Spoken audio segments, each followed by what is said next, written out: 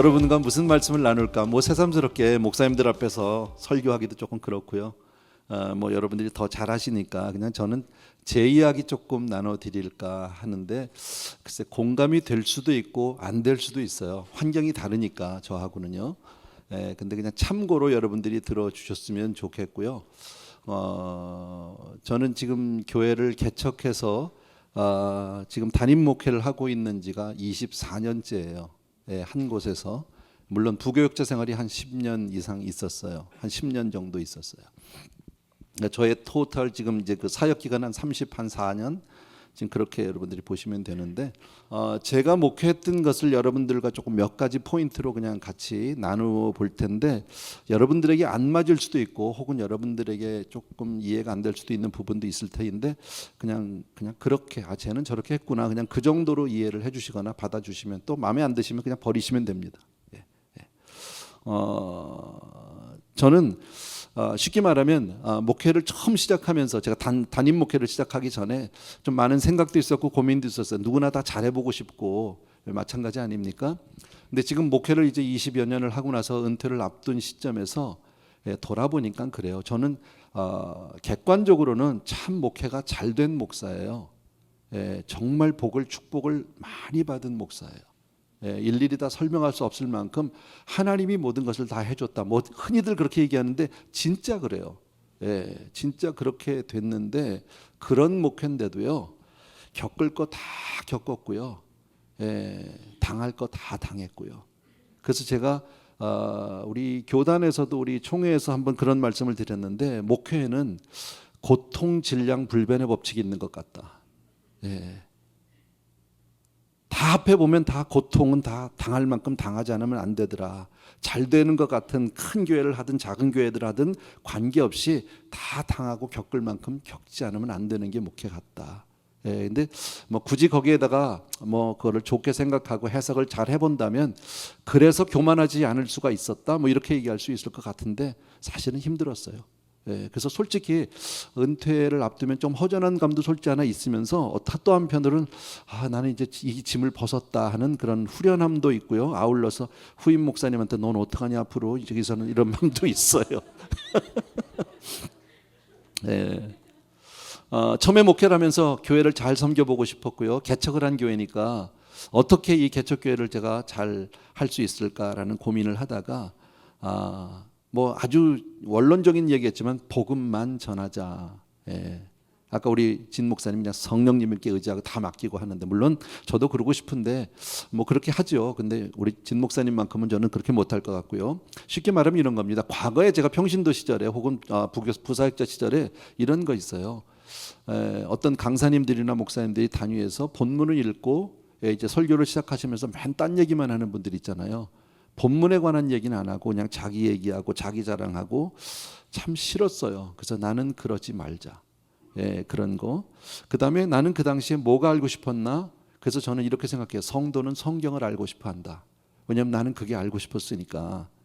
그래서 내가 과거에 성경을 알고 싶었던 것처럼 성경을 성도님들에게 가르쳐 봐야 되겠다. 같이 공부하면서. 그래서 성경 강해를 시작을 했어요. 근데 가만히 생각해 보니까 처음 제가 개척했을 때 보통 쉽게 우리가 뭐 시작할 수 있는 강해책은 복음서, 뭐 마태복음이라고 뭐 예를 든다면, 아니면 창세기 뭐 이런 데 하기가 쉽잖아요, 보통. 근데 저는 그때 그 책을 시작하지 않았어요. 왜냐하면 너무 유명한 목사님들이 해놓은 강해가 많더라고요. 근데 해봐야 본전 찾기 어렵겠더라고. 그래서 될 수 있으면 남이 안 한 책, 주석이 없고 참고 서적이 없는 책을 골라서 했어요. 유명한 책, 유명한 분들이 한 거 해봐야 본전 못 찾으니까 아주 이상한 책들을 골라서, 될 수 있으면 한 번도 강의 안 한 책들, 뭐 그런 책은 없지만 성도님들에게 거의 알려지지 않은 그런 책들을 고르기 시작을 했어요.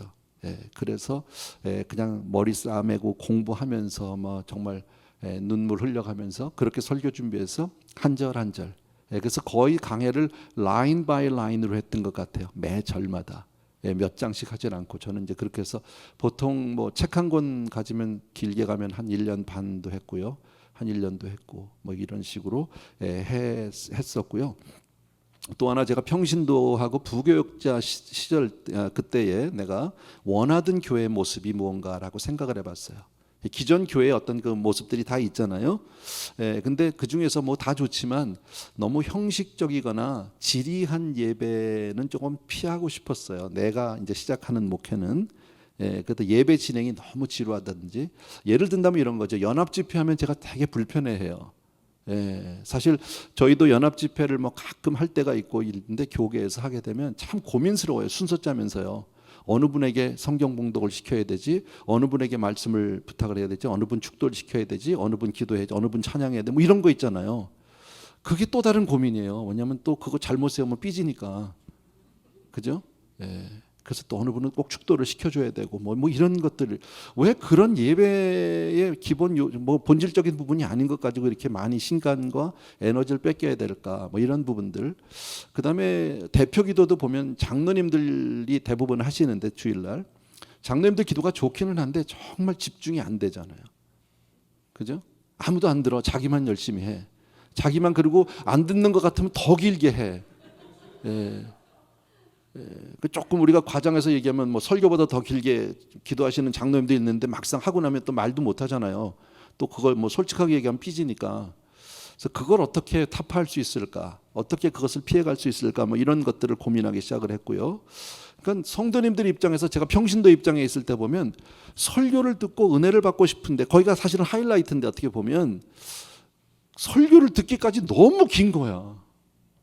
그러니까 보통 일반 성도님들이 예배 오면 찬양 시간 다 끝난 다음에 늦게 오잖아요. 왜냐면 그거 듣기 싫으니까. 찬양을 잘해 보세요. 왜 안 오겠나? 그잖아요. 찬양을 정말 잘하면 더 오지요. 아침 일찍부터 와 있죠. 그럼 BTS 줄 수도 쓰겠지. 근데 뭐 교회 찬양이 뻔하잖아, 해봐야. 근데 그거 안 온다고 막 야단치고 막, 그런데 야단 맞아가면서 또 있기도 싫고, 그런 부분들을 저는 하나씩 조금 그렇게 해봤어요. 그다음에 이제 예배 전체 그 톤을 맞추는 거, 색깔을 맞추는 것도, 이게 무슨 얘기냐면, 대개 이제 찬양팀이 나와서 찬양하면 대개 복음성가를 하잖아요. 근데 이제 그렇게 딱 하고 나서 그냥 장로님 기도 크게 그냥 천지창조부터 시작해가지고 뭐 계시록까지 읊어대면 엄청 이게 예배 분위기도 안 맞고, 그리고 성가대가 딱 그러면 엘리야의 하나님, 엘리야의 하나님, 나의 하나님 뭐 이러면서 또 하고 나면 이게 뭔지 도대체. 그리고 그날 설교는 나는 또 뭐 사도행전을 해야 된다든지 이러면 중구난방인 거예요. 순서는 있는데 뭐가 한 색깔이 되지 않는. 그래서 그런 부분들을 하나로 맞춰야 되겠다. 그래서 많이 맞췄어요. 한 예를 든다면 저희 교회 제가 주보를 가져오진 않았는데, 저희 교회 주보는 아마 잘은 여러분 모르시지만요.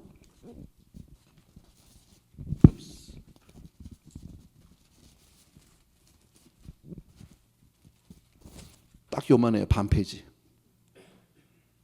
거긴 광고밖에 없어요. 교회 광고밖에 없어요.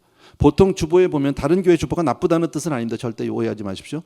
보통 일반적으로 교회들 주보를 보게 되면 앞에 크게 해서 교회 그림, 교회 사진 뭐 이런 거 나와서 뭐 교회 목표, 뭐 담임 목사부터 쫙 이름 써놓고 예배 시간 넣어놓고, 그다음에 뒷페이지 보면 예배 순서 딱, 임예송 일어나서 앉아서 뭐 축도 끝, 뭐 한 페이지에 그거예요. 아무도 안 봐요. 근데 교회를 매주 정기적으로 나온 분이 그걸 볼까요? 거기서 기껏 본다면 본문이 어딘지, 찬송가가 뭐든지 보면 되는데, 요즘은 찬송가도 다 띄워주잖아요. 성경 찬송 들고 오는 성도님들이 거의 없죠. 있으면 다 요새는 이거 하나면 되잖아요. 신방 갈 때도 이거 하나 가지고 가는데 뭐. 그죠? 왜 쓸데없는 걸 거기다 써야 될까? 그래서 다 빼고 순서만. 그래서 저희 교회는 예배 순서가 안 나와 있어서 가끔 이것저것 빼도 돼요. 시간이 바쁘면요. 아무도 뭐라는 사람 없어요. 그게 이제 제가 한 교회 목회예요. 그러니까 제가 담임을 하고 개척을 했기 때문에 쉽게 말하면 그냥 백지에다 내가 그리는 대로 그냥 그게 교회가 되어진 거예요. 기존 교회에서 그렇게 할 수는 없겠죠. 이제 그런 식으로 조금 했고요. 기도를 어떻게 하면 좀 짧게 할 수 있을까 하다가 제가 이제 들고 나온 게 그거였었어요. 장로님들 기도가 너무너무 좋다. 뭐 다 좋지는 않아요, 솔직히요. 근데 좋다 그래야죠. 다 좋다. 그러나 우리가 다 만인 제사장, 너희는 다 왕 같은 제사장이라고 성경에서 우리 말씀하고, 우리 또 그걸 그대로 믿는다면 저는 서리 집사 이상은 다 기도할 수 있다고 생각한다. 그리고 남자 여자 구별을 나는 두고 싶지 않다. 본인이 하겠다고 하면 나는 시키고 싶다. 그래가지고 개척부터 저희는 뭘 했냐면요, 남녀 구별 없이 서리 집사 이상 교회 대표기도, 주일 대표기도를 시켰어요. 예, 그것 때문에 물론 시험 들어서 교회를 떠나신 장로님이 한 분 계시긴 해요. 최근에 한 1년여 전에 있었어요. 도저히 못 받아들이시더라고요. 이분은요. 여자가 단에 올라가는 게 용납이 안 된대 자기는요. 그래가지고 결국 교회를 떠나셨는데 뭐 그건 어쩔 수 없고 가서 아무리 설명을 해도 이해가 안 되더라고요. 근데 이제 그런데 단 조건이 뭐냐? 써가지고 와라 그랬어요. 한 페이지, 딱 한 페이지만. 예. 근데 써가지고 오는데 이제 저는 이렇게 핑계를 댔죠. 예, 뭐라고 핑계를 댔냐면요. 기도 쓰는 거 쉽지 않다. 제가 써보니까 쉽지 않더라고요. 여러분도 써보셨는지 모르지만 참 쉽지 않아요. 예. 왜냐하면 쓰다 보면 마음에 안 들거든요. 그럼 지워야 돼. 그럼 다시 쓰고 또 지우고 다시 쓰고 또 지우고 이러다 보면 시간이 많이 걸리잖아요. 그래서 저는 평균 성도님들이 평신도가 한 4월 정도 걸린다고 생각한다. 3, 4일. 그 시간이 기도다. 하나님 앞에 바치는 시간이 그게 기도다. 나와서 단에 올라와서 한 3분 하는 기도 그게 아니라 하나님 앞에 드린 그 모든 시간이 기도다. 그걸 들고 나와라. 예, 그러니까 한 페이지 써가지고 나오니까 어떤 분은 시같이 쓰기도 하고 어떤 분은 기사같이 써가지고 오는 분도 있고 한데요. 신선해요. 그 대신요. 예. 근데 이제 가끔 부작용이 있긴 해요. 과거에 했던 거를 이제 카피 페이스트해서 가지고 나오는 분이 있는데 예, 우리가 왜 재탕 설교하면 성도님들이 알듯이 우리도 재탕 기도하면 금방 알잖아. 이건 바로 부르죠. 예, 집사님 그 기도는 하면 안 되는 건데 지난번에 했던 그 기도 그대로던데 그럼 뭐 목사님 지금 조금 바꿨는데 뭐 예, 이제 그런 식으로. 근데 거의 그런 분은 안 계시고요. 이제 그렇게 했어요. 그런 식으로 하나씩 예, 조금 했고요. 그다음에 뭐 헌금함 뭐 이거는 했는데 답이 없어요. 제가 평신도 때 싫었던 것, 부교육자 때 싫었던 것 가운데 하나가 하나님이 거지 취급당하는 것 같아서 참 싫었어요. 뭐냐면 성도님들 중에서 예배 헌금을 잘 준비해 오는 분들도 많이 계시지만 어떤 분들은 예배 중에 막 꺼내는 분들이 있죠. 제일 많이 꺼내는 시간이 대표 기도하는 시간과 성가대 찬양하는 시간이에요. 그때 책북 꺼내고 지갑 꺼내서 준비하고요. 진짜 성의 없는 분들은 돌아갈 때 부시럭부시럭 하는 분들요. 그 짧은 시간이지만 얼마나 갈등이 많겠습니까? 이거 큰 돈 나오면 안 되잖아요. 예, 손가락에만 눈이 있는 것도 아니고 그러면서 드리는데 저는 그게 부교육자 때 평신도 때 어떤 마음이 있었냐면요. 하나님이 무슨 거지야? 왜 하나님을 거지 취급해? 이런 마음이 있었어요. 그래서 개척할 때 헌금함을 뒤에다 놓고 그 전날 준비해라. 토요일 날 준비해라. 부부가 마음을 합해서 준비해가지고 그 다음날 드려라. 그렇게 강조를 하고 얘기를 했는데요. 잘 하는 줄 알았어요. 한 10여 년을 그렇게 했는데 어느 날 제가 헌금을 쫙 봤거든요. 성도님들 쭉 봤는데 헌금을 안 해. 아예 안 해. 예, 중직자도 안 해. 아까 뭐 목사님도 그러셨죠? 아까 얘기하실 때 뭐 교역자가 안 한다고요. 교역자 안 하는 11조 안 하는 사람 제법 있어요. 여러분은 다 하세요? 혹시 이 안에도 있을지도 몰라. 예, 난 우리 교회에서 교역자가 그런 사람이 있었어요. 2사람이나. 예, 사역자인데 어느 날 보니까 헌금이 없더라고. 너무 놀랐어요. 그래서 불렀죠. 그래서 얘기해보라고 변명 있는 대로 해보라고 다 했는데 결국 그 사람의 신앙 정도를 알 수 있잖아요. 전도사님이었었는데 그러다가 결국 이제 교회를 떠나. 저는 처음으로 돌아가라. 평신도로 돌아가라. 나는 너에게 네가 이렇게 제대로 헌금 생활을 안 하는 너에게 성도님들의 영혼을 맡길 수는 없다. 그러니까 이제 다시 처음으로 시작하는 마음으로 평신도로 돌아가라 그랬더니 교회를 그만두더라고요. 그리고 나서 한 달 뒤에 교회 온 성도님들한테 카드가 다 돌아가기 시작했어요. 초대장이 뭐냐면 목사 안수 받는다고요. 목사 안수 받았대요. 저는 가진 않았는데 목사 안수 받았고요. 근데 사역은 못해요. 예, 사역 못한 지는 오래됐죠. 예, 그런 일들 있어요. 근데 장로님들도 있고요. 예, 그러니까 저희 안수 집사님이나 그러니까 장로를 세우기 전에는 반드시 제가 헌금을 다 봐요. 예, 몇 년간을 봐서 그분이 정말 바른 헌금 생활을 하는지. 예, 그렇게 해서 세웠는데요. 장로가 세워진 다음에 헌금 안 하는 분도 있더라고. 세워진다면 얘기를 못 하겠더라고요. 불러가지고 왜 하느냐고 따질 수도 없고요. 속은 거죠. 근데 나만 속은 게 아니라 자기도 속고 하나님 앞에도 속인 거 아니겠어요? 뭐 그런 것들 여러분. 그래서 예배에 대한 것들은 그런 식으로 조금씩 정리를 해나가서 제 나름대로 맞게 했고요. 그 다음에 교회는 비즈니스가 아니다. 예, 뭐 비즈니스는 당연히 아니죠, 여러분. 예, 그러니까 쉽게 말하면 남자고 하는 장사가 아니잖아요. 교회는 퍼주려고 하는 장사 아닙니까? 그래서 베풀기 시작을 하고 그렇게 하자고 처음에 이제 시작을 하고 했는데 그렇게 퍼주는 것 같았는데 남아요. 모자르지 않아요. 예, 뭐 여러분 뭐 교회마다 다 다르겠지만 저는 그랬어요. 교회 개척하고 지금 것까지 제가 교회 개척하면서 제일 첫 번째로 제 아내에게 했던 말이 그거였었어요. 오늘 이제 개척하는데 사례 없어. 그러니까 그렇게 알고 생활을 좀 맞춰서 줄여달라. 뭐 줄일 것도 없겠죠. 그렇게 했는데요. 첫 달부터 지금까지 다 받았어요. 넘치게 받았어요. 이게 뭐 이런 얘기가 자랑은 아니겠지만 제가 웬만한 남가주에 있는 교회들, 한인 교회들의 페이롤 수준을 조사를 좀 해봤어요. 저희 교회를 따라오는 교회는 한 교회도 없었어요. 저는 잘해드리고 싶고 교역자들한테 물론 우리가 그걸 뭐 돈을 많이 벌자는 게 아니라 생활할 수 있을 만큼은 드려야 되지 않을까 이런 생각이 있는데 부족하지 않게 다 해주셨어요. 근데 참 감사한 일 가운데 하나는 개척하고 얼마 안 돼서 아프리카 선교사님이 한 분이 오셨었는데 그때 참 은혜도 많이 받았지만 당신이 하는 사역 가운데 이 클리닉을 하나 짓고 싶다라는 얘기를 해서 정말 개척한 지 그때 1년이 채 안 됐을 때일 거예요. 1년 정도 됐을 때인가 봐요. 그때 없는 돈이지만 성도님들하고 같이 힘을 합해서 그 클리닉을 지어드렸어요. 그리고 또 한 1년쯤 뒤에 한국에 크게 수재가 났는데 마침 충청북도 음성에 있는 한 교회가 물에 이 수해를 받아서 교회가 다 떠내려가 버렸어요. 교회가 다 부서졌어요. 그래서 그거를 저희들이 또 헌금을 해서 교회를 지어드렸어요. 그랬더니 지금 저희 교회 본당 건물을 하나님이 주셨어요. 이건 비교가 안 돼요. 되로 주고 말로 받는 정도가 아니라 엄청나게 많이 받았어요. 근데 그 건물을 저희가 기도할 때 그 롱스토리를 제가 간증을 다 할 수는 없겠지만 마지막 기도 제목이 뭐냐면 제가 이런 기도를 했어요. 하나님, 우리 성도님들 저희 교회가 있는 지역은 중상 지역이에요. 그러니까 성도님들 중에서 거의 60% 정도는 자기 집을 가지고 있다고 보시면 될 거예요. 근데 저희 지역의 평균 주택 가격이 한 140만 불에서 50만 불 정도 돼요. 평균 가격이요. 그러니까 싼 지역은 아니에요. 그러니까 성도님들이 자연히 집도 좋고요. 자동차는 가보면 무슨 고급 자동차 전시장 같아요. 파킹장이요. 그런데 제가 기도를 하는데 어떤 마음이 있냐면 하나님 이렇게 성도님들이 불쌍한 거예요. 불쌍한 내가 제일 불쌍하지. 그잖아요. 내가 제일 없는데.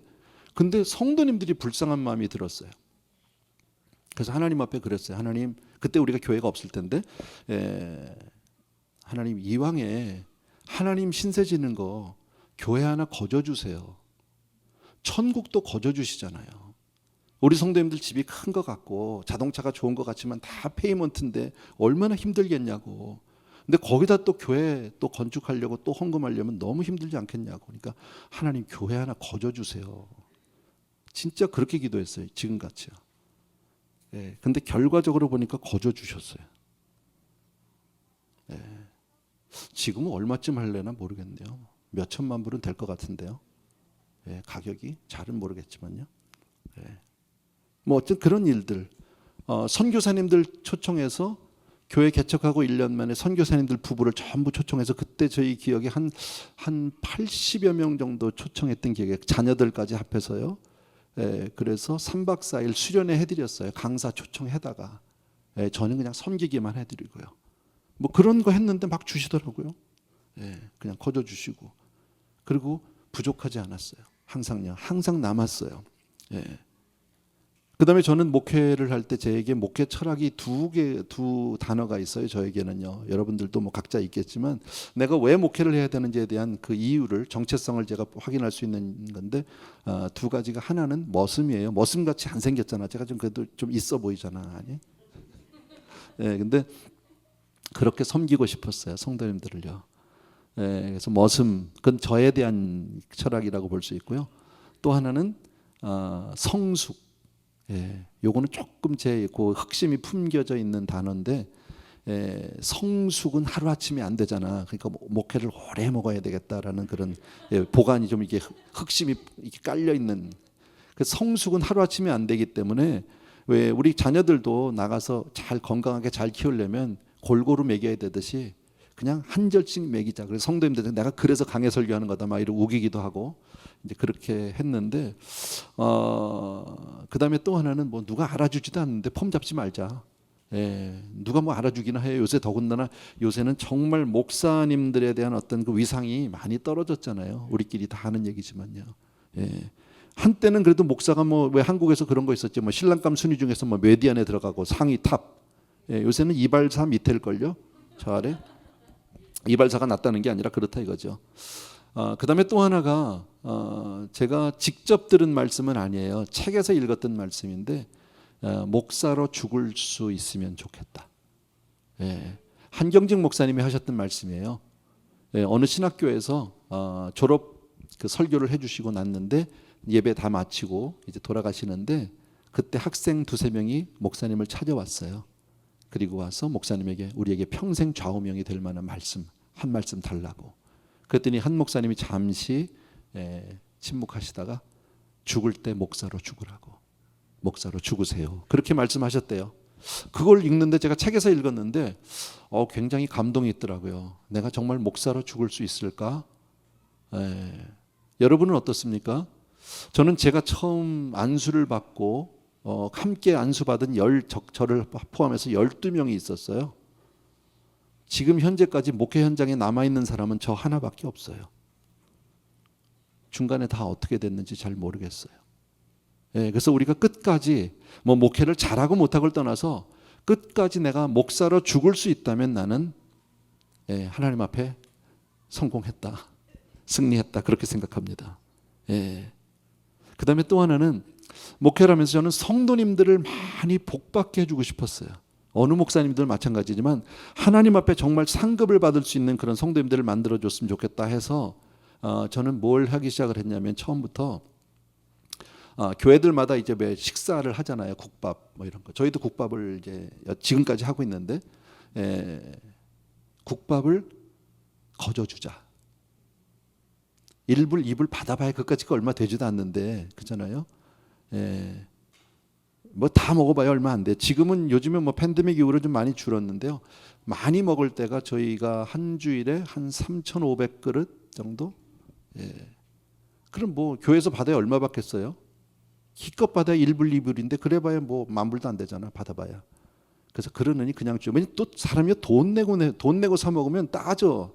뭐 쟤는 고기가 큰데 나는 적니, 뭐 이건 짜니 맵니 뭐. 근데 거저주면 다 맛있다고 그래요. 근데 제가 거저주자고 마음을 정하게 된 동기는 그게 아니라 그래야 다 먹어요.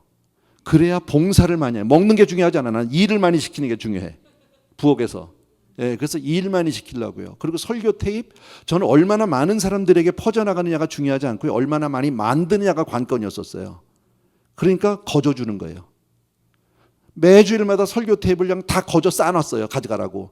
그러면요 막 욕심이 나가지고 막 가지가 알아요. 가서 태반은 버려요. 그래도 I don't care. 괜찮아. 만들었잖아 그거 그만큼. 그리고 옛날에 설교 테이프 시절에는 이렇게 벌크 테이프 있었죠. 박스로 이렇게 그 테이프만 있는 거 한 50개씩 들은 박스 있는데 그거 안 썼어요. 한 개씩 낮게 포장되어 있는 거 있죠. 플라스틱으로 전부 랩되어 있는 거. 그거 써서 봉사자들이 나서 전부 나와서 베껴야 돼. 면도칼로 하루 종일 베껴. 쓰레기가 이만큼이야. 그 일 시키는 게 저는 오히려 그분들에게 더 좋겠다. 그래서 저 아주 힘든 일만 골라서 했어요. 그리고 다 거저주고 뭐 이렇게 했는데 정말 저희 교회는 커피, 빵 뭐 이거 다 공짜예요. 돈 받는 거 아무것도 없어요. 교회 내에서 어떤 것도 저는 이 거래를 하지 말라고 얘기하거든요. 그렇게 했는데도 뭐 부족하지 않더라고요. 또 하나 그다음에 이 사모가 은혜를 받아야 돼요. 제 아내가 저기 있는데 사실 한 목사님의 설교를 우리가 평신도 입장에서 몇십 년을 듣는다는 게 쉬운 일은 아니죠. 그죠? 아무리 잘하는 사람의 말씀도 아니면 아무리 좋은 뭐 가수도 똑같은 노래 계속 들으라고 하면 지겹지 않겠어요? 아까 우리 이천 목사님 나와서 막 찬양 막 펄쩍펄쩍 뛰고 막 했는데 마음은 뛰고 싶은데 제가 못 뛰어요. 몸이 무거워서 못 뛰는 게 제가 뛰지를 못하는 사람이에요. 제가 이 목 수술을 해서 목뼈가 하나 가짜예요. 타이타늄으로 바꿔놨어요. 하나 6번째 뼈를요. 그래서 이게 제가 양발을 다 뛰고 점프하는 걸 못해요. 근데 막 뛰라고 그러니까 난 참 고민이더라고. 예, 나는 그렇게 뛰면요 온몸에서 전기가 나요. 막 쩌릿쩌릿해가지고 못 뛰어요. 근데 어쨌든 너무 좋았는데 이천 목사님 아까 나와서 뭐 간증 있는 찬양도 해주시고 했잖아요. 매일 그 찬양만 듣자면요 죽이고 싶을 걸. 그렇지 않겠어요? 근데 똑같은 사람의 설교를 어떻게 매주 듣고 사는데 성도님들 입장에서는 그렇게 생각해요. 성도들은 여차하면 가면 돼, 딴 교회에 열받으면. 싫으면 딴 게 가는데 사모는요 나하고 갈라서기 전엔 갈 방법이 없다고. 근데 그보다 저에게는 더 심각한 문제가 뭐냐면 사모가 은혜를 못 받고 맨날, 여러분 은혜 못 받는 예배 드려보셨죠? 그런 경험이 있잖아요. 화나잖아. 예배 끝나고 막 다 싸나워져가지고 나오잖아 막. 그죠? 근데 매주일 사모가 그러면 난 집에서 어떻게 살아? 또 봐야 되는데 집에서. 그잖아요. 그랬더니 이거 안 되겠더라고. 그래서 어느 날 제가 작전을 썼어요. 고민 많이 해서 나온 얘기예요. 설교를 딱 하는데 알죠? 설교자는 이렇게 딱 하다 보면 딱 이게 빨려 들어올 때가 있잖아. 성도님들이 쫙 됐어 오늘 은혜 충만해. 설교하다 말고 그냥 중간에 땅 터뜨렸어요. 나 사모랑 살기 싫다고. 갑자기 느닷없이니까 저 사모랑 살기 싫다고 그랬더니 성도님들이 눈이 전부 이만해졌어요. 저 집에 무슨 문제가 생겼구나 드디어. 그래서 가만히 있었어요. 그랬더니 이렇게 쳐다보길래 제가 그랬어요. 나도 여자랑 살고 싶다고. 나 목사고 사모인데 맞다. 근데 우리 집에서 내가 사모님, 목사님, 그러면 그 다음 때와는 기도합시다밖에 없다. 난 그러고 살고 싶지 않다. 나도 집에 가면 한 여자의 남편이길 원하고, 한 여자의 남편, 한 남편의 아내이길 원한다. 나는 그렇게 살고 싶다. 그러니까 내 아내를 사모라 생각하지 말고 목사의 아내로만 여러분들이 좀 이해를 해주시면 좋겠다. 왜 그렇게 얘기했냐면 은혜도 받아야 되지만 그때 당시에 초창기니까 그렇게 안 하면 부엌에서 건져 나올 방법이 없겠어요. 부엌에 매주일마다 성도님들 그 밥을 다 해줘야 되고 물론 집사님들 다 하지만 사모는 자동으로 들어가서 해야 되잖아. 헤어나올 수가 없는데 성도는 점점 많아지는데 방법이 없을 것 같아서 그래서 제가 그렇게 해서 그때 건져내서 아직까지. 그리고 제가 그래서 제 아내에게 처음부터 당신은 절대 내 설교를 듣고 나한테 크리틱하지 마라. 보통 사모님들이 이제 뒷자리나 옆에 이렇게 앉아가지고 그날 누가 왔는지 출석 체크하고 그다음에 목사님이 혹시 뭘 잘못된 목사님 오늘 그거는 아니야 뭐 그런 거 하잖아. 그런 거 하지 마라. 당신은 그냥 은혜만 받아라. 그리고 맨 앞자리에 앉혔어요. 그래서 저희 교회 와 보시면 사모가 맨 첫 줄, 맨 앞줄 가운데 앉아 있어요. 내 바로 옆에. 근데 나는 올라오잖아. 그냥 나만 보이는 거지. 그렇게 제가 41년째 살고 있어요 지금요. 아직도 버릴 것 같진 않아. 그래도 데리고 살아줄 것 같아요. 어쨌든요. 그렇게 했어요. 그런 식으로 조금 편안하게 저는 제 스타일에 맞게 했는데 어느 정도 저에게는 잘 맞았던 것 같고요. 또 하나는 지역적으로 그게 통했던 것 같아요. 우리 목사님들 다 목회하시면 잘 알겠지만요. 물론 은혜가 최고죠. 은혜가 있어야 되고 정말 성령님의 기름 부으심이 있는 건 당연한 건데 또 하나 무시할 수 없는 게 문화잖아요. 우리 예전에 왜 샐러드 보울 뭐 이런 얘기 멜팅 팟 나오다가 샐러드 보울 했잖아요. 멜팅 팟 안 돼. 섞이지가 않고요. 샐러드 보울 전부 각각 논다 이런 거 아닙니까? 아시는 대로. 교회에서 여러분들 성도님들 뭐 그룹을 짠다든지 혹은 뭐 속을 짠다든지 뭐 구역을 짠다든지 할 때 연령대를 묶어도 문제가 있고요. 지역별로 문제도 묶어가 있고요. 하나가 안 되잖아요.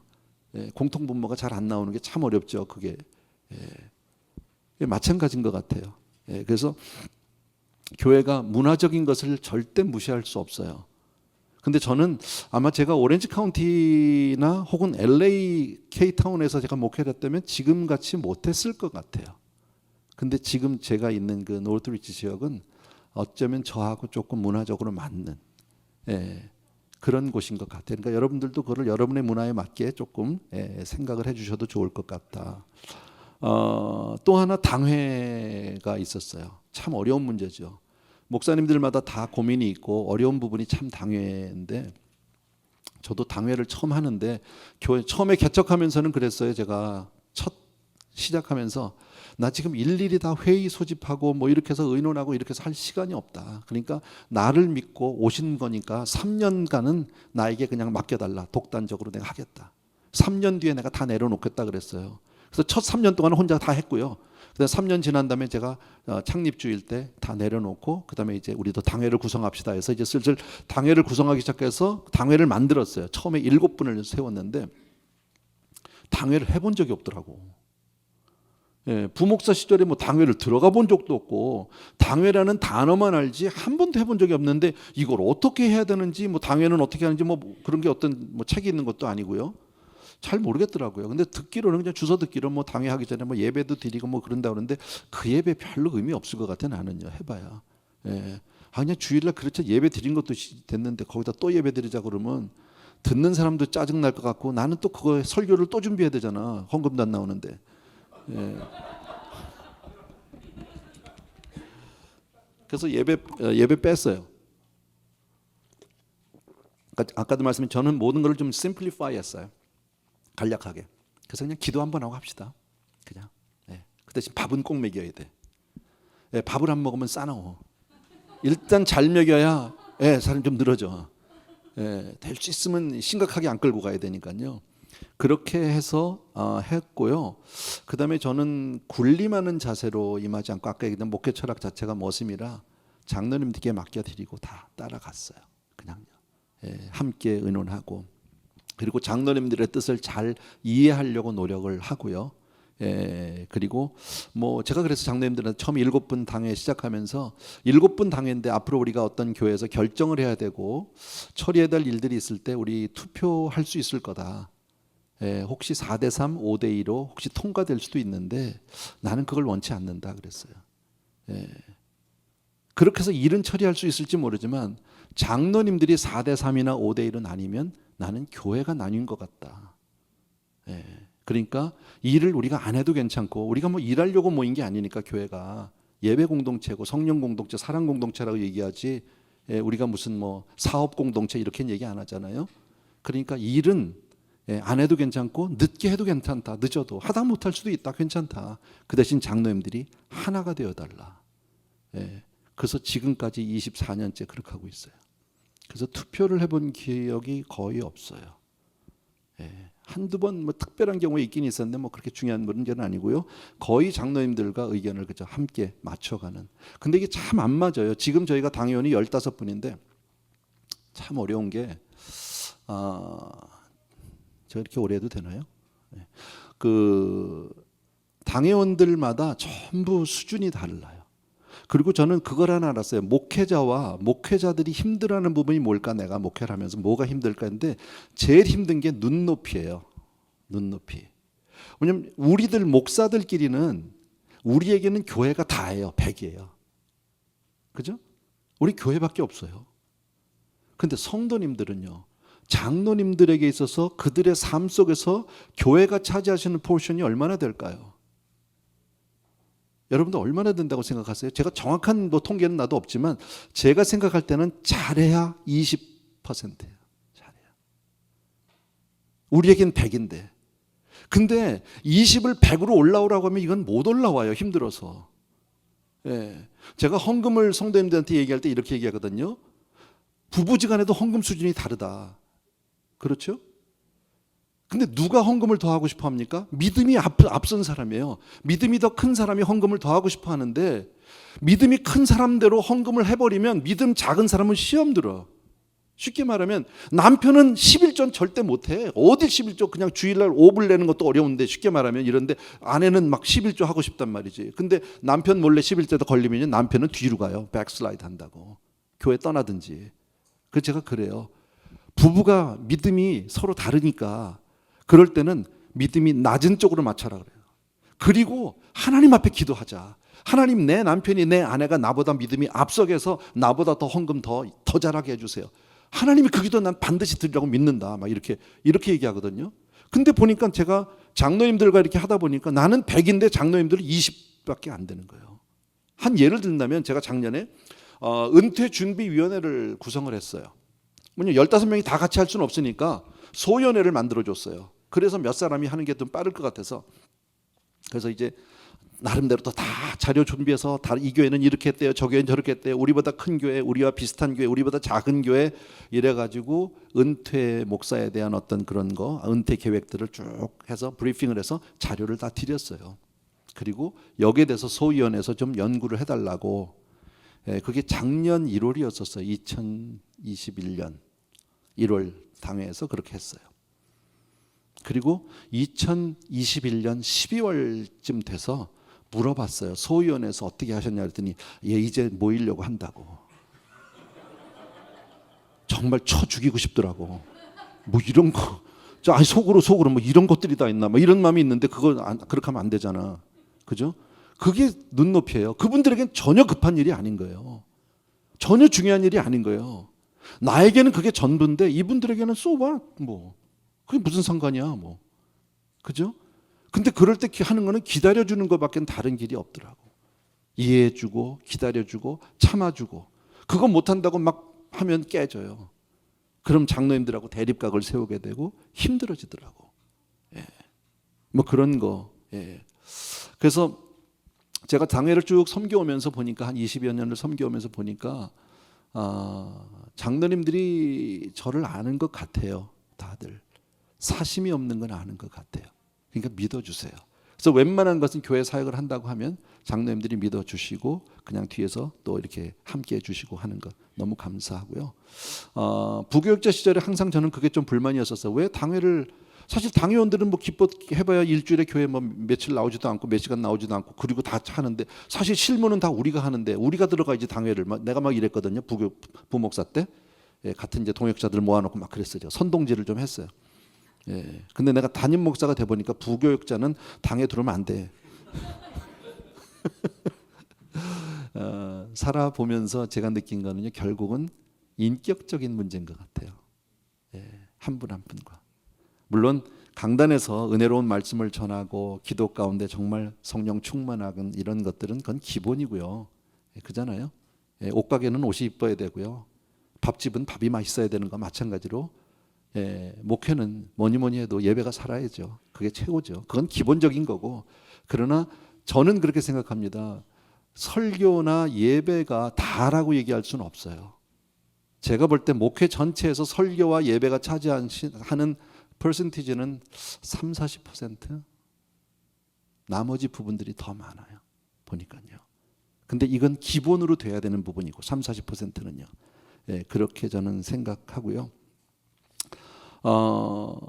정말 그 많은 그 기도들 여러분도 다 경험해봐서 알지만 제가 몇 가지만 한두 가지만 제가 뭐 또 다른 간증을 하고 제가 마치려고 하는데요. 하나님 앞에 그냥 습관적으로 했던 기도마저도 하나님이 응답을 해 주시더라고요. 저는 그렇게 받았어요. 사실 뭐 젊어서 또 부사역자 시절에는 많은 그런 기도 제목들도 있고 하나님 나를 통해서 많은 능력이 나타나기를 원하기도 하고 막 병든 자가 벌떡벌떡 일어나고 뭐 이런 거 다 원했는데요. 안 주시더라고요. 예. 처음에 개척하고 얼마 안 됐는데 가장 중진이라고 할 수 있는 한 분이 갑자기 백혈병에 걸렸어요. 예, 근데 이걸 어떻게 할까? 그때 우리가 한 4, 50명, 5, 60명 정도 모일 때일 거예요. 성인이. 근데 이걸 어떻게 해야 되나? 막 그렇게 고민이 들면서 어떤 마음이 드냐면요. 왜 그런 거 있죠? 교회를 바꿔서 이 사람이 혹시 왜 그런 나에게 부담감이 오는 거예요. 저분이 혹시 교회를 바꿔서 저런 몹쓸병에 걸렸다 누가 그러면 어떡하지? 뭐 이런 생각도 있고요. 그래서 그걸 얘기를 해야 되나 말아야 되나 하다가 그거보다 중요한 건 이분이 하나님의 은혜로 병 고침 받는 거지. 해서 그때부터 아픈 성도님들이 있으면 항상 교회 기도 제목을 내기 시작을 해서 지금까지요. 아픈 성도님들 허락을 받고 괜찮습니까? 알려도 되겠습니까? 그러세요. 가면은 성도님들에게 해서 환자들, 환우들 쭉 기도하게 되는데요. 많은 사람들이 낫기도 했고 물론 돌아가신 분도 많아요. 다는 아니에요. 근데 많은 은혜가 있었어요.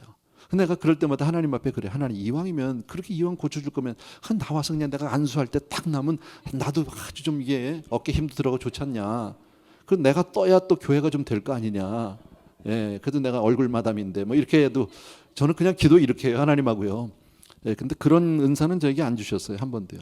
예, 그런데 많은 기도의 응답들을 주신 것 가운데 하나가 저는 첫 번째로 교회의 건물의 축복을 받았어요. 처음 개척했을 때 막연히 개척 멤버가 없었기 때문에 LA의 코리아타운 쪽에서 개척을 해야 되겠다고 생각을 했고요. 그때 제가 사랑의 비성교회에 있을 때인데 김재문 목사님과 상의를 하고 나갔어요. 그리고 계속 교회를 찾으려는데 못 찾았어요. 한 달이 넘도록 찾았는데 한 교회도 찾지 못했다가 어느 집사님 한 분이 나한테 그래요. 부동산 하시는 분인데 목사님 혹시 뭐 교회 찾는다고 그러시던데요 누가? 그래서 예 맞아요 교회 찾는데요. 찾으셨어요? 못 찾았다고 그랬더니 밸리 지역에 교회가 하나 있는데요. 그래서 밸리가 어딘데요? 그래가지고 갔어요. 가니까 진짜 다 뭐 미국 교회, 히스패닉 교회가 다 있는데 그 교회 하나만 딱 비었어. 마치 나를 위해서 하나님이 예배해 놓은 것 같은. 그래서 이제 가서 만났어요. 미국 목사님 만났더니 제가 뭐 주일날 한 서너 시간, 수요일이나 목요일 중에서 양일간에 하루 뭐 우리 주중 예배 한번, 새벽기도는 빌려주면 고맙고 안 빌려주면 할 수 없고 뭐 이런 거, 한국 음식 절대 안 먹고 뭐 청소 잘하고 뭐 이런 거 해서 제가 이렇게 오퍼를 했거든요. 그랬더니 답이 왔어. 그쪽에서요. 빌려주겠대요. 예, 그 1999년도예요. 99년도 4월인데 그때 그래요. 저한테 $8,000만 내래요. 그래서 내가 미국 목사님 그때 그 포스케어 교회 다니는데 이러고 쳐다보고 그랬어요. 너네 교회 아니지? 내가. 너 이러면 안 돼. 너 개척교회 하는 목사의 마음을 알아? 예, 못하는 영어로 제가 영어로 그렇게 얘기를 했어요. 네가 진짜 개척교회 목사의 마음을 알아? 너 이렇게 장난하면 안 되는 거야. 너 베벌리힐의 커머셜 리스도 이렇게는 안 해. 일주일에 그래봐야 쓰는 시간이 10시간이 안 되는데 $8,000? 니네가 무슨 교회냐고 내가 대놓고 막 그랬어요. 그랬더니 미국 목사님이 머쓱해졌어요. 그랬더니 좀 기다려줄 수 있냐요. 기다릴 수 있다고 나는. 그랬더니 한 주일만 기다려달래요. 기다렸어요. 연락 왔어요. 그 다음에요. 연락 오더니 $4,200 내래. incredibly reduce 했다고. 반값으로 쳐줬으니까. 사실 개척교회가 $4,200도 엄청나게 비싼 건데 그때 저는 무슨 마음이 딱 들었냐면 한 달에 $4,200 헌금만 나면 망한 거 아니야 어차피? 그래서 들어갔어요. 들어가고 2달 정도 됐는데요. 그때 몇 명 안 되는 성도님인데 참 희한한 게 이건 여러분이 하나 아셔야 돼요. 하나님의 음성이요. 그렇게 성령 충만한 사람들을 통해서 잘 안 와. 교회에 충성하는 사람들을 통해서 하나님의 음성이 거의 안 왔어 나는요. 정말 골칫덩어리들 예배 너무 안 와가지고 늘 마음이 쓰이는 분들 예배 가운데도 늘 졸든 사람들 뭐 이런 사람들이 와서 얘기를 해요. 진짜 교회를 너무 열심히 너무 안 나오는 사람이에요. 근데 나한테 와가지고 목사님 요 옆에 저 크리스천 스쿨이 하나 있는데 거기 비어 있던데 나한테 그래요. 예. 한번 가보세요. 예 알겠습니다. 안 갔어요. 나 지금 이제 겨우 미국 교회 빌려서 들어온 지 지금 2달 됐어. 2달 1년 리스해가지고 들어갔거든요. 그랬더니 그 다음 주에 오더니 가보셨냐고 해서 아니요 바빠서 못 갔다고. 사실은 뭐 바쁘진 않았어요. 근데 안 갔 그렇게 3번째 와서 또 물어보더라고. 다녀왔다고. 예 이번 주엔 꼭 가겠습니다. 안 가면 시험 들겠더라고. 그래서 갔어요. 가서 보니까 이게 학교잖아요. 예, 강당. 제가 빌린 교회는 본당이 100석 정도인데요. 그때 쓰던 교회는 이건 가니까 본당이 한 400석대. 운동장도 있어, 교실도 있어, 뭐 파킹장도 있어. 주일날 오전 예배. 지금 빌린 교회는 주일 오후 2시 예배. 게임이 안 되잖아요. 그리고 가서 만났더니 너 벌써 5교회가 이미 어플라이를 했대. 네가 6번째래. 그랬더니 보여는 줄 수 있냐? 그때 보여는 주겠대. 쭉 돌아요. 거기서 코디네이터가. 그랬더니 니네 교회가 얼마나 오래됐냐? 그래서 지금 2달 그랬어요. 그랬더니 너 못 들어와 그러더라고요. 그래서 왜? 그랬더니 니네가 이거 렌트를 어떻게 내? 그래서 얼마인데? 그랬더니 3,800불이나 해. 난 4,200불 내고 있는데. 그러고 나니까요 막 기도가 막 나와. 그때부터 하나님 이거 주셔야 합니다. 막 기도했어. 일로 가면 정말. 그리고 났는데 거기에서 연락이 왔어요. 학교에서 쓰래. 니네 주기로 했대. 야 그거 기적 아니에요? 5교회가 이미 어플라이를 했는데. 그래서 너무너무 감사한데 문제는 리스가 1년이 남아있다는 거예요. 여기. 그때까지 시간이 좀 지나서 8개월이 남았어요. 예, 그래서 제가 고민하다가 그 목사님을 또 만났어요. 그래서 내가 목사 대 목사로 내가 좀 같이 할 말이 좀 있다. 그랬어요. 이게 이제 목회적으로 계약상으로는 안 되니까요. 그래서 내가 지금 리스에서 8개월이 남은 거 너도 알지? 그때 안 돼. 나 여기 학교 빌렸다. 너 알지? 안 돼요. 예, 여기 가면 오전 예배 드릴 수 있고 뭐 하나님의 나라를 위해서 이건 부흥이 너무 이거 될 수 있고 너무 좋은 거다. 그러니까 니네도 계획이 있을 테니까 내가 4개월치 50%를 컴펜세이션 할게. 예, 그러니까 4,200불에 넉 달치 한 16,800불 주겠다고 그랬어요. 예, 그랬더니 알았다고 기다리래요. 장로님들하고 논한대요. 그랬더니 연락이 다 왔어요. 가도 좋대요. 근데 다 내고 가래요. 한 푼도 안 깎아줘요. 그래서 오케이. 그러는데 답이 안 나오고 꼭 가고는 싶은데, 그래서 제가 정말 기도하고 하나님 나 꼭 가고 싶다고, 이 교회를 꼭 가고 싶다고. 그리고 갔어요. 그래서 가서 있는 대로 얘기했어요. 우리를 이렇게 허락해줘서 우리를 치유해줘서 너무 고맙다고. 나 여기 꼭 오고 싶고, 난 여기서 정말 하나님의 나라를 위해서 정말 이렇게 우리가 이렇게 교회를 잘 섬기고 싶다고, 도와달라고. 근데 내가 여기 지금 너 미국 교회 여기 알지? 그랬더니 안 돼. 나 거기 리스했는데 8개월이 남았어. 8개월만 기다려 줄래? 그랬어요. 말이 돼요? 5교회가 있는데 다른, 말이 안 되잖아요. 오케이 하더라고요. 하나님의 은혜라고 저는 생각해요. 아무리 생각해도요. 그리고 거기 1년 만에 들어갔어요. 그 학교에서. 거기서 또 다른 부흥이 있었고, 그 교회에서 지금의 본당을 가는 데까지는 개척하고 3년 반, 2년 반 정도 그 학교를 쓰고 우리가 들어가게 되었어요. 근데 가다 보니까 또 장소를 옮기고 하나님의 은혜로 교회가 많이 부흥이 됐는데 그것도 좀 좁아지기 시작을 하더라고요. 근데 때마침 우리 옆에 학교가 하나 있어요. 그때는 원래는 병원이었는데, 큰 병원인데 그게 망했어요. 근데 갑자기 그거를 학교에서 학교를 짓더라고요. 고등학교를, 새 거를. 저걸 어디다 물어보나 뭐 이러고, LA USD 소속이라는데 어딘지를 몰라서 이걸 어디다 물어봐야 되나 마음으로 소원만 있는 거죠. 저 쓰고는 싶은데, 우리가 좀 쓰면 좋은데 주일날 비어 있을 텐데 막 빨리 가서 선점을 해야지, 남이 들어가기 전에 막 이런 거 있잖아요. 했거든요. 그런데요, long story make short, 이런 거예요. 어느 날 LA 교육국에서 찾아왔어요. 4사람이. 첫 마디 내가 잊어먹지 않아요. 첫 마디 뭐냐면요, 너희 혹시 이 학교 안 필요하니? 눈이 너무 동그래져 가지고 내가 왜? 그래서 물어봤어요. 그랬더니 하는 얘기가, 그 지역에 학교장들의 모임이 있대요. 교장들 모임이 약 작게 모이면 한 50여 명, 많으면 한 300명이래요.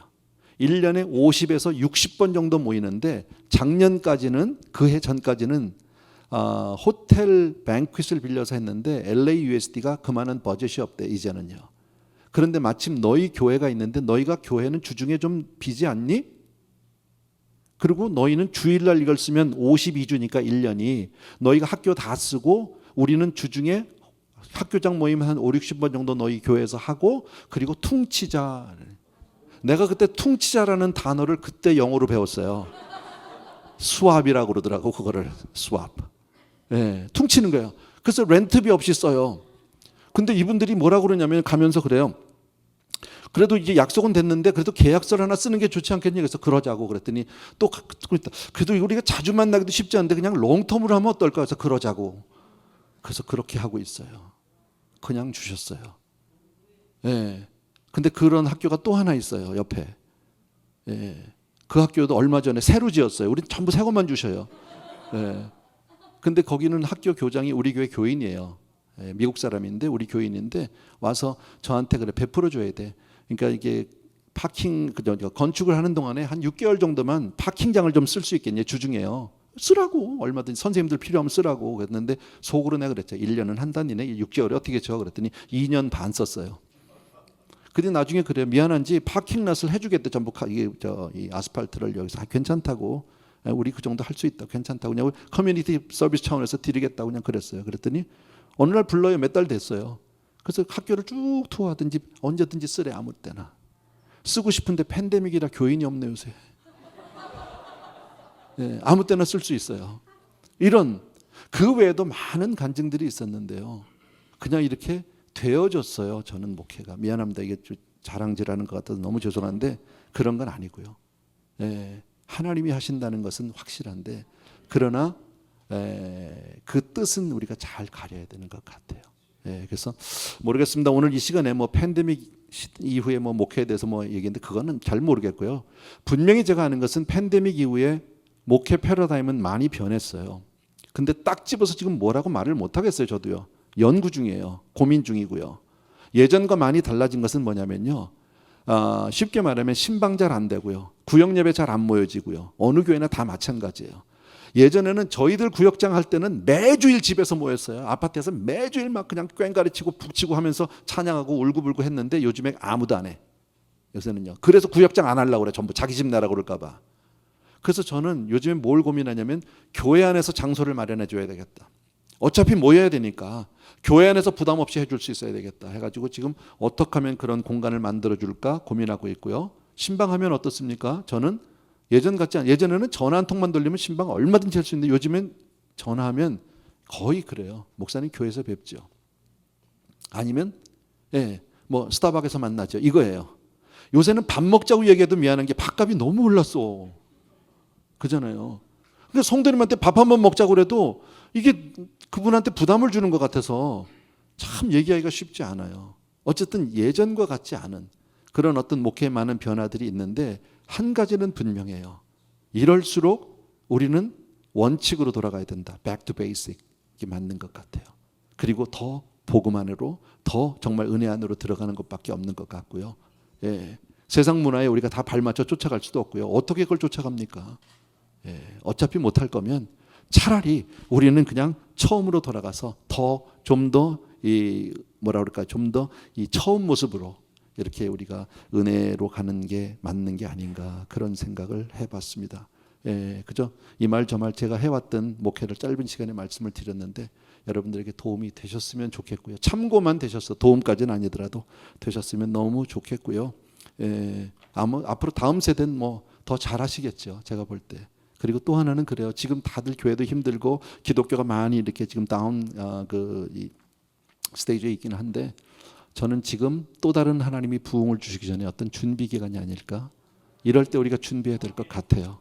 그래서 더 열심히 기도하고 더 하나님 앞에 그렇게 신실하게 매달리는 아까 진 목사님 그 말씀하시대요. 한 30% 정도? 그러나 실제적으로 내실로 볼 땐 별로 변한 게 없다. 쉽게 말하면 쭉정이 갈라냈다고 볼 수도 있어요. 그분들한테 좀 죄송한 얘기지만 알곡과 쭉정이를 갈리는 시간 아닐까 이런 생각도 해봅니다. 정확한 건 하나님만 아시겠지만 어쨌든 우리 그렇게 정말 믿음으로 여러분 한 분 한 분이 주 안에서 승리하게 되길 주의 이름으로 부탁드립니다. 감사합니다.